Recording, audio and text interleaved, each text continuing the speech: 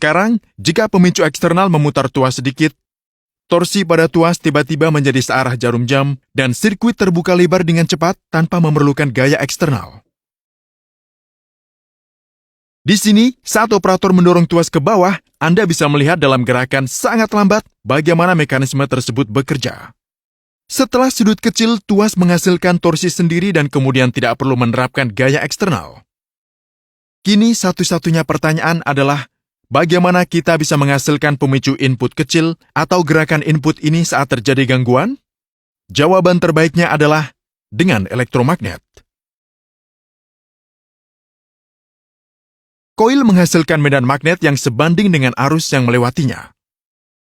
Saat arus meningkat, medan magnet menjadi lebih kuat.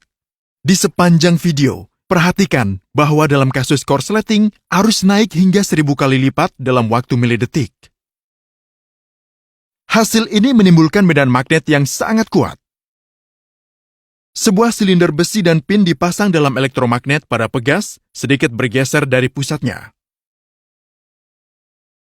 Medan magnet yang kuat menarik silinder ke bawah sehingga mendorong pin. Gerakan kecil pin ini memicu input mekanisme yang telah kita jelaskan sebelumnya. Dan ini mengarah pada pembukaan sirkuit seperti yang juga telah kita bahas sebelumnya. Anda mungkin bertanya-tanya, dalam aliran arus normal, mengapa silinder ini tidak tertarik ke bawah?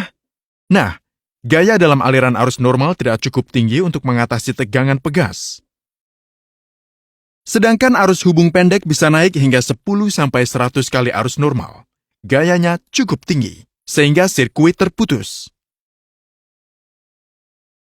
Bahaya gangguan belum berakhir di sini.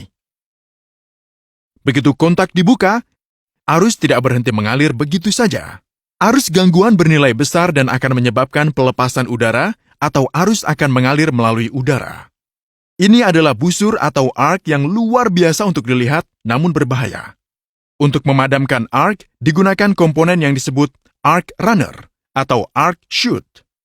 Arc chute adalah susunan pelat paralel yang disusun dalam interval kecil. Saat kontak terpisah, arus gangguan berat yang mengalir sebagai arc memicu kenaikan suhu yang sangat tinggi dan bisa menyebabkan kerusakan. Oleh karena itu, arc ini harus dimatikan. Resistensi meningkat dengan panjang dan menurun dengan area. Di sini, kita perlu meningkatkan hambatan arus yang melewati udara. Itulah sebabnya jarak antara titik kontak dijaga tetap jauh sebelum rangkaian terbuka. Karena udaranya panas, arc ini akan didorong ke atas. Kemudian, arc tersebut dibagi menjadi potongan-potongan kecil, sehingga mengurangi luasnya. Dengan peningkatan resistensi, arc mati saat arus nol. Kini, mari kita lihat bagaimana MCB mencegah gangguan tipe kedua, kondisi kelebihan beban. Kelebihan beban terjadi jika Anda menggunakan sejumlah peralatan sekaligus. Karena semua peralatan di rumah kita terhubung secara paralel, skenario tersebut akan menyebabkan peningkatan arus. Ini adalah skenario berbahaya lain yang perlu kita cegah. Aliran arus selama hubung singkat naik 10 hingga 100 kali lipat dari arus biasa. Tetapi dalam beban berlebih hanya naik 2 hingga 5 kali lipat.